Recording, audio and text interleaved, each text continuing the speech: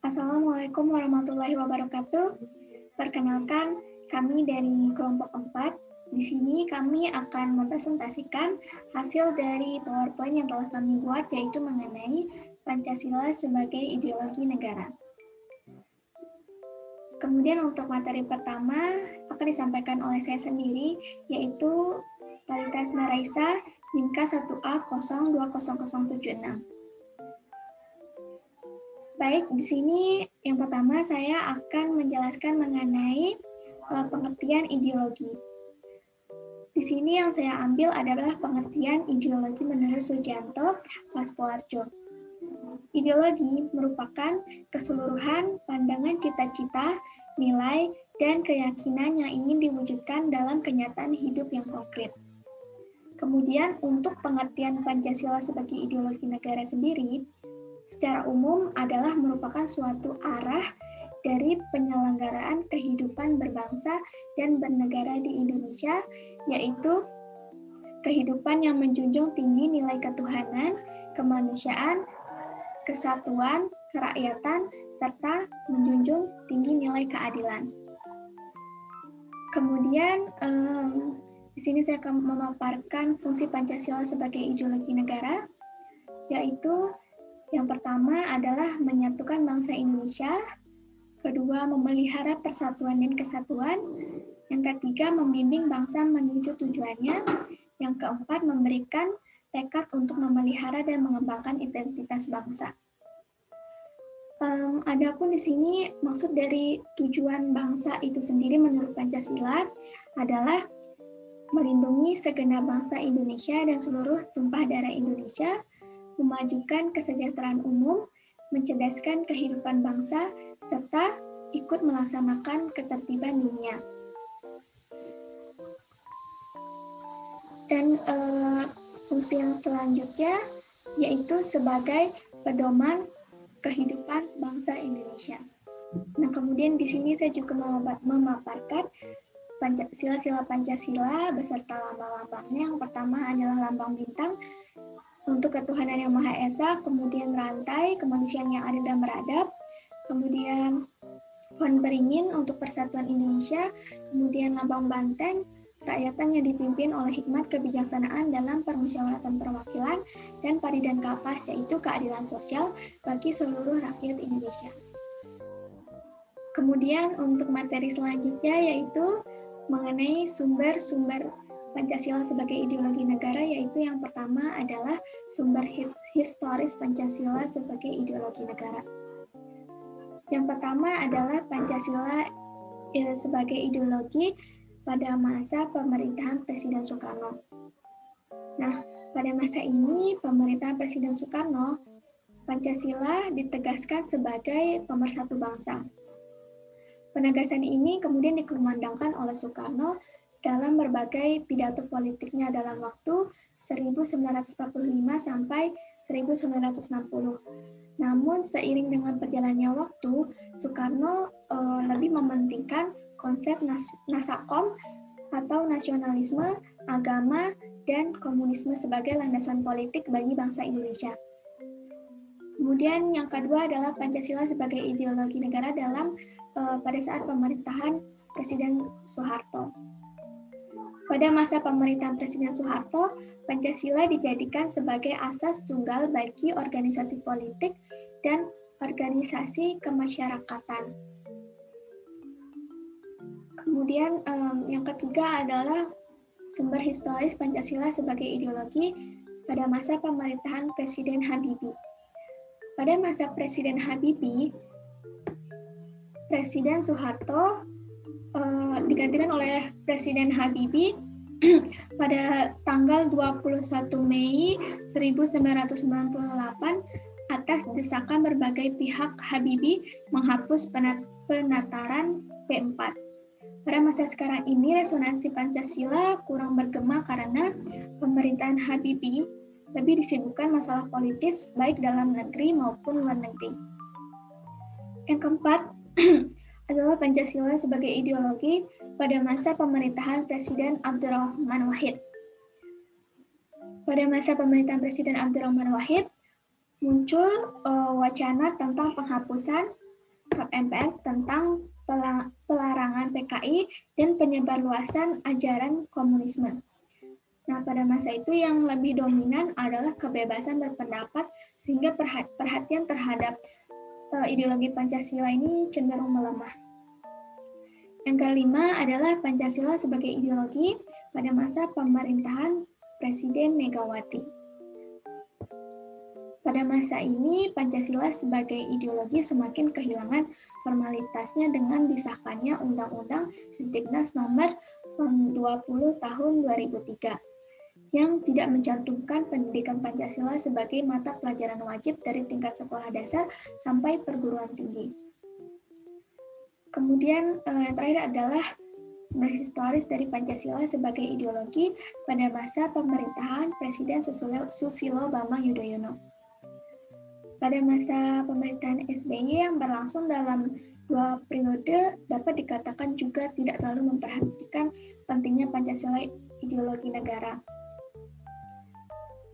Ini dapat dilihat dari belum adanya upaya untuk membentuk suatu lembaga yang berwenang untuk menjaga dan mengawal Pancasila sebagai dasar negara dan ideologi negara sebagaimana diamanatkan oleh Undang Presiden Nomor 27 Tahun 1999. Nah, kemudian kita ke sumber yang selanjutnya, yaitu sumber sosiologis Pancasila sebagai ideologi negara. Unsur-unsur sosiologis ini dapat dilihat dari nilai-nilai Pancasila. Yang pertama, sila ketuhanan yang Maha Esa ini dapat ditemukan dalam beragama masyarakat Indonesia dalam berbagai bentuk kepercayaan dan keyakinan terhadap adanya kekuatan gaib. Yang kedua, sila kemanusiaan yang adil dan beradab dapat ditemukan dalam hal saling menghargai dan menghormati hak-hak orang lain, tidak bersikap berwenang-wenang. Kemudian sila persatuan Indonesia dapat dimukakan dalam bentuk solidaritas, rasa setia kawan, rasa cinta tanah air yang berwujud pada mencintai produk dalam negeri. Yang keempat, sila kerakyatan yang dipimpin oleh hikmat kebijaksanaan dalam permusyawaratan perwakilan dapat ditemukan dalam bentuk menghargai pendapat orang lain, semangat musyawarah dalam mengambil keputusan. Yang kelima, sila keadilan sosial bagi seluruh rakyat Indonesia yang tercermin dalam sikap suka saling tolong-menolong antar sesama, kemudian menjalin gaya hidup sederhana dan tidak menyolok dan berlebihan. Nah, pada intinya sumber sosiologis ini merupakan sikap sosial kita terhadap sesama manusia, seperti saling menghargai, saling menolong, dan lain-lain. Kemudian sumber politis Pancasila sebagai ideologi negara juga dapat dilihat dari sila-sila Pancasila. Yang pertama adalah sila ketuhanan yang Maha Esa yang dapat diwujudkan dalam bentuk semangat toleransi antar umat beragama. Sila kemanusiaan yang adil dan beradab diwujudkan penghargaan terhadap pelaksanaan hak asasi manusia. Kemudian sila persatuan Indonesia dapat diwujudkan dalam mendahulukan kepentingan bangsa dan negara daripada kepentingan pribadi. Yang keempat, sila kerakyatan yang dipimpin oleh hikmat kebijaksanaan dalam permusyawaratan perwakilan dapat diwujudkan dalam mendahulukan pengambilan keputusan yang berdasarkan musyawarah daripada voting. Dan yang kelima, sila keadilan sosial bagi seluruh rakyat Indonesia yang diwujudkan dalam bentuk tidak menyalahgunaan kekuasaan untuk memperkaya diri atau untuk korupsi. Nah, pada intinya sumber politis Pancasila ini adalah sumber-sumber politik atau hukum yang ada di Indonesia ini. Assalamualaikum warahmatullahi wabarakatuh. Perkenalkan, nama saya Zulhi Septiana Pasti dengan NIM K1A0284. Saya akan mempresentasikan subbab membangun argumen tentang dinamika dan tantangan Pancasila sebagai ideologi negara. Yang pertama, argumen tentang dinamika Pancasila sebagai ideologi negara. Sekarang kita akan membahas dinamika Pancasila sebagai ideologi negara pada era Presiden Soekarno, era Presiden Soeharto, dan pada masa reformasi. Yang pertama, pada era Presiden Soekarno. Sebagaimana yang kita ketahui, Presiden Soekarno merupakan salah seorang perumus Pancasila. Hal ini menunjukkan bahwa Presiden Soekarno memahami peran Pancasila sebagai ideologi negara dengan sangat baik.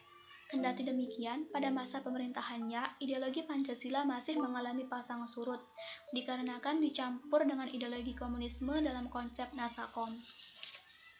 Yang kedua, pada era Presiden Soeharto. Pada era ini, Pancasila sebagai ideologi negara diletakkan pada kedudukan yang sangat kuat melalui TAP MPR nomor 2/1978 tentang pemasyarakatan P4. Pada era ini pula, ideologi Pancasila menjadi asas tunggal bagi semua organisasi politik dan organisasi masyarakat.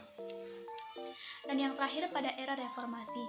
Pada era ini, Pancasila sebagai ideologi negara mengalami pasang surut. Hal ini terbukti ketika para penyelenggara negara enggan mewacanakan tentang Pancasila hingga berujung pada hilangnya Pancasila dari kurikulum nasional. Walau pada akhirnya timbul kesadaran penyelenggara negara tentang pentingnya pendidikan Pancasila di perguruan tinggi. Berikutnya, argumen tentang tantangan terhadap Pancasila sebagai ideologi negara. Tantangan Pancasila sebagai ideologi negara dipengaruhi oleh faktor eksternal dan faktor internal. Yang pertama, faktor internal. Faktor internal yang dimaksud di sini adalah keadaan di Indonesia yang menyebabkan terjadinya tantangan terhadap Pancasila sebagai ideologi negara. Adapun tantangan terhadap Pancasila sebagai ideologi negara dan faktor internal yang menyebabkannya adalah: yang pertama, terabaikannya ideologi Pancasila akibat pergantian rezim yang berkuasa.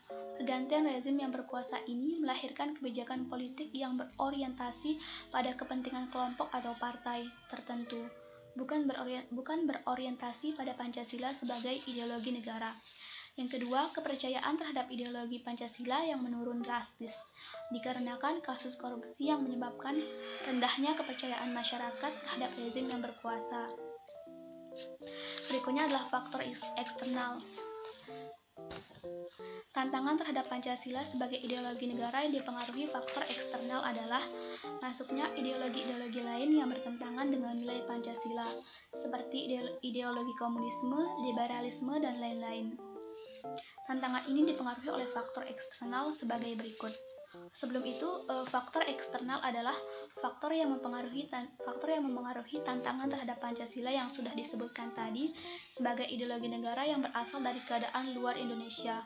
Faktor eksternal di sini ada 3, yaitu yang pertama, pertarungan ideologis antar negara-negara superpower, yaitu antara Amerika Serikat dan Uni Soviet yang berakhir dengan runtuhnya negara Uni Soviet, berakhirnya era Perang Dingin dan munculnya era globalisasi.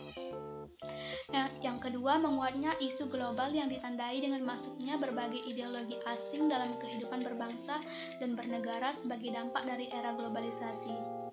Dan yang terakhir adalah meningkatnya kebutuhan dunia sebagai akibat pertambahan penduduk dan kemajuan teknologi sehingga terjadi eksploitasi terhadap sumber daya alam secara masif.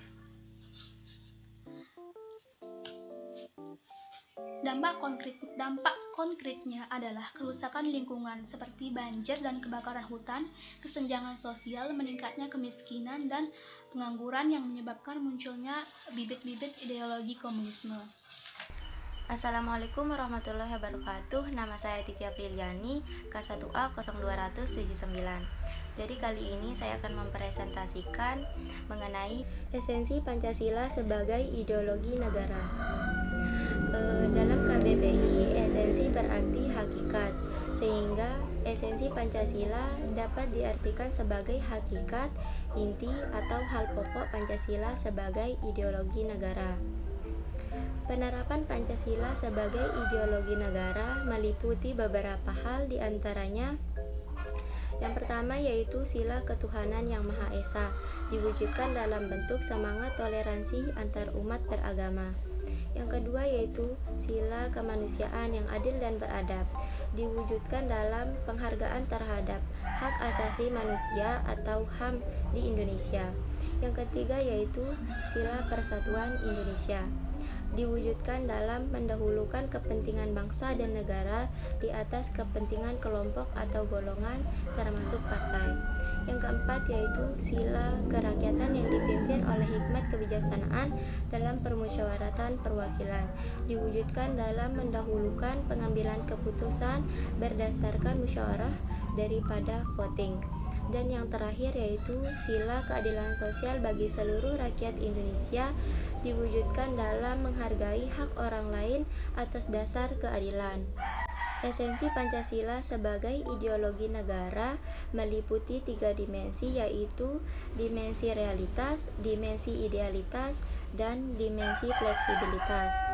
Yang pertama yaitu dimensi realitas, mengandung makna bahwa nilai-nilai yang terkandung dalam Pancasila bersumber dari nilai-nilai real yang hidup dalam masyarakat. Hal ini mengandung arti bahwa nilai-nilai Pancasila bersumber dari nilai-nilai kehidupan bangsa Indonesia itu sendiri. Serta hal ini mengandung arti bahwa nilai-nilai Pancasila harus dijabarkan dalam kehidupan sehari-hari, baik dalam kaitannya dalam kehidupan bermasyarakat maupun dalam segala aspek penyelenggaraan negara. Yang kedua yaitu dimensi idealitas, mengandung cita-cita yang ingin dicapai dalam semua aspek kehidupan bermasyarakat, berbangsa, dan bernegara. Hal ini mengandung arti bahwa nilai-nilai dasar Pancasila mengandung tujuan sehingga menimbulkan harapan dan optimisme, sehingga mampu menggugah motivasi untuk mewujudkan cita-cita. Yang terakhir yaitu dimensi fleksibilitas. Dimensi fleksibilitas mengandung relevansi atau kekuatan yang merangsang masyarakat untuk mengembangkan pemikiran-pemikiran baru mengenai nilai-nilai dasar yang terkandung di dalamnya. Dengan demikian, Pancasila memiliki sifat yang terbuka karena bersifat demokratis dan mengandung dinamika internal yang mengundang dan merangsang masyarakat untuk mengembangkan pemikiran baru tanpa khawatir kehilangan hakikat dirinya. Perkenalkan, nama saya Fiona Febiola Revanado dengan nomor NIM K1A 020080. Baik, pada kesempatan kali ini saya akan membahas tentang urgensi Pancasila sebagai ideologi negara. Jadi, urgensi Pancasila sebagai ideologi negara yaitu Pancasila sebagai jati diri bangsa Indonesia dan juga sebagai falsafah, ideologi, dan alat pemersatu bangsa Indonesia. Pancasila merupakan pandangan hidup dasar negara dan pemersatu bangsa Indonesia yang majemuk. Beberapa peran konkret Pancasila sebagai ideologi meliputi hal-hal berikut ini. Yang pertama, ideologi negara sebagai penuntun warga negara. Di sini artinya setiap perilaku warga negara harus didasarkan pada preskripsi moral.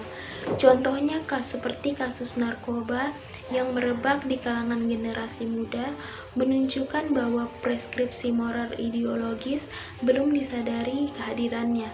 Oleh karena itu, diperlukan norma-norma penuntun yang lebih jelas, baik dalam bentuk persuasif, imbauan, maupun penjabaran nilai-nilai Pancasila ke dalam produk hukum yang memberikan rambu yang jelas dan hukuman yang setimpal bagi pelanggarannya. Yang kedua yaitu ideologi negara sebagai penolakan terhadap nilai-nilai yang tidak sesuai dengan sila-sila Pancasila. Contohnya, kasus terorisme yang terjadi dalam bentuk pemaksaan kehendak melalui kekerasan. Hal ini bertentangan dengan nilai toleransi, keyakinan, hak-hak asasi manusia, dan semangat persatuan. Sekian dari saya, terima kasih. Jadi kali ini saya akan mempresentasikan mengenai isu-isu kebangsaan terkait dengan materi Pancasila sebagai ideologi negara. Langsung saja kita ke isu yang pertama, yaitu isu kebangkitan Partai Komunis Indonesia atau kerap disingkat dengan PKI.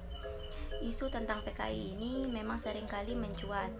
Baru-baru ini juga muncul kontroversi mengenai perlu tidaknya film pengkhianatan G30 SPKI ditayangkan di televisi.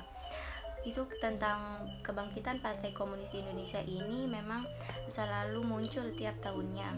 Isu selanjutnya yaitu ancaman disintegrasi bangsa. Disintegrasi artinya terpecah belah, atau dalam Kamus Besar Bahasa Indonesia atau KBBI artinya yaitu tidak dapat bersatu padu. Ada banyak konflik disintegrasi yang terjadi, terutama yang dipicu oleh konflik ideologi seperti PKI Madiun, G30 SPKI, dan DITII. Isu yang ketiga yaitu munculnya ideologi tandingan Pancasila. Baru-baru ini kita sudah memperingati Hari Kesaktian Pancasila, tepatnya pada tanggal 1 Oktober kemarin. Pancasila memiliki kekuatan sakti dalam menghadapi ideologi-ideologi lain. Sebenarnya sejak awal pembentukan dan perencanaan sampai pada akhirnya disahkan sebagai ideologi negara, Pancasila sudah banyak menghadapi ideologi-ideologi saingan seperti ideologi komunisme, liberalisme, kapitalisme, materialisme, dan muncul juga dari kalangan Islam itu kelompok-kelompok radikal dengan paham dan perilaku diskriminatif dan intoleran yang juga terkadang bertindak dengan kekerasan. Isu yang keempat yaitu belum dihayatinya nilai-nilai Pancasila dalam mewujudkan esensi bangsa. Esensi artinya capainya tujuan kerjasama kelompok. Artinya masyarakat atau warga negara belum memahami nilai-nilai yang terkandung dalam Pancasila dalam mencapai tujuan bangsa kita. Oleh karena itulah pentingnya pendidikan Pancasila bagi penerus bangsa kita. Selanjutnya yaitu memudarnya kesadaran nilai-nilai budaya bangsa. Dampak dari globalisasi memang membawa dampak yang sangat besar bagi negara kita. Namun selain membawa dampak positif, teknologi ini juga membawa dampak negatif bagi negara kita. Contohnya seperti orang Indonesia yang lebih menyukai budaya asing. Orang Indonesia lebih menyukai lagu-lagu barat, lebih menyukai gaya hidup barat. Kemudian munculnya gejala westernisasi atau gaya hidup kebarat-baratan. Kemudian ada juga sifat hedonisme atau kenikmatan pribadi yang dianggap sebagai nilai hidup tertinggi. Kemudian isu selanjutnya yaitu bergesernya nilai-nilai etika. Pergeseran sistem nilai ini memang sangat nampak dewasa ini dalam kehidupan masyarakat. Penghargaan terhadap nilai budaya bangsa, solidaritas, kekeluargaan, musyawarah mufakat, kemudian sopan santun, etika, dan cinta tanah air dirasakan memudar. Pejabat-pejabat juga banyak yang melakukan KKN. Kemudian dari kalangan remaja banyak yang melakukan free sex, pemakaian narkoba, dan sebagainya. Pergeseran nilai-nilai etika ini disebabkan karena kurangnya pendidikan moral yang ditanamkan sejak dini pada anak-anak. Kemudian isu yang terakhir yaitu adanya kecenderungan Pancasila dicampakkan oleh elit negara. Nilai-nilai yang terkandung dalam Pancasila tidak lagi menjadi acuan para elit politik. Hingga banyak sekali pejabat-pejabat yang melakukan korupsi, kolusi, dan nepotisme atau KKN. Hingga Negara Kesatuan Republik Indonesia dikepung oleh perilaku elit dan ideologi asing. Isu yang kami pilih yang bertentangan dengan ideologi negara yaitu Partai Komunis Indonesia atau yang biasa disingkat dengan PKI. Partai Komunis Indonesia adalah sebuah partai yang telah bubar. PKI adalah partai komunis non-penguasa terbesar di dunia yang dihancurkan pada tahun 1965 dan dinyatakan sebagai partai yang terlarang. Di sini PKI mempunyai 5 tujuan. Tujuan yang pertama adalah gerakan anti pemerintah Hindia Belanda. Yang kedua adalah menghapus kapitalisme. Yang ketiga adalah menghapus kelas-kelas sosial. Yang keempat adalah membentuk persatuan buruh. Dan yang kelima adalah mengubah dasar negara Pancasila. Partai Komunis Indonesia atau PKI dimulai sejak tahun 1926 sampai dengan 1965. Peristiwa PKI yang paling terbesar terjadi pada tahun 1965 karena memakan banyak korban. Dari aspek segi paham PKI ini bertentangan dengan ajaran Pancasila. Jika kita lihat dari segi teologi, komunis telah melawan prinsip ketuhanan karena mereka tidak percaya dengan adanya Tuhan. Jika kita lihat dari aspek ideologi, komunis sangat bertentangan dengan ajaran atau paham bulir-bulir Pancasila. Jika kita lihat dari segi sosial, komunis mengajarkan pertentangan antara kelas buruh dan kelas majikan, sedangkan pada segi politis, komunis jelas mengajarkan bagaimana melakukan agitas dan propaganda kepada lawan politik. Jika Pancasila diamalkan oleh generasi muda pada saat ini, kami yakin dan percaya bahwa konflik sosial akhir-akhir ini dapat diminimalisir dan negara ini menjadi negara yang aman, tentram, dan sejahtera dan selalu menjunjung tinggi persatuan dan kesatuan Pancasila. Harapan kami dari kasus atau isu PKI ini, semoga tidak ada lagi partai yang berbau komunisme. Semoga kedepannya Indonesia menjadi negara yang kuat, Pancasila berdiri kokoh tanpa adanya aturan-aturan yang mengotori tanpa merujuk nilai Pancasila. Sekian materi dari saya. PKI atau Partai Komunis Indonesia adalah sebuah partai politik di Indonesia yang telah bubar. Seperti namanya, Partai Komunis Indonesia menganut paham komunisme. Paham komunisme adalah paham yang terlarang di Indonesia. Hal ini terjadi akibat pemberontakan PKI pada tahun 1965. Memang, pemerintah Indonesia telah mengatasi pemberontakan tersebut, tetapi itu tidak menutup kemungkinan masih banyak rakyat Indonesia yang menganut paham komunisme. Untuk itu, agar PKI tidak bangkit, diperlukan pencegahan berkembangnya ideologi komunisme di Indonesia. Berikut ini beberapa solusi yang bisa membantu mencegah berkembangnya paham komunisme di Indonesia. Yang pertama, Pancasila sebagai ideologi NKRI beberapa tahun terakhir ini telah mengalami degradasi dalam pemahaman dan implementasinya, sehingga dibutuhkan penguatan kembali agar ideologi asing yang bertentangan dengan ideologi Pancasila, salah satunya ideologi komunisme ini dapat hilang. Yang kedua adalah meningkatkan kesadaran masyarakat dan generasi muda akan bahaya paham komunisme. Yang ketiga, memberikan sanksi kepada pelaku gerakan yang bernuansa komunisme. Dan yang terakhir adalah meningkatkan kinerja pemerintah dalam mengawasi dan mencegah perkembangan ideologi komunis dan partai komunis. Adapun langkah-langkah yang bisa kita lakukan untuk mengatasi dan mencegah PKI bangkit di Indonesia adalah sebagai berikut. Yang pertama, penyebarluasan informasi mengenai gerakan komunisme. Penyebaran informasi mengenai gerakan komunisme termasuk bahayanya bagi kehidupan bermasyarakat dan beragama. Yang kedua, menyadarkan masyarakat akan bahaya dan kekejaman PKI lewat penuturan kembali pemberontakan G30 SPKI.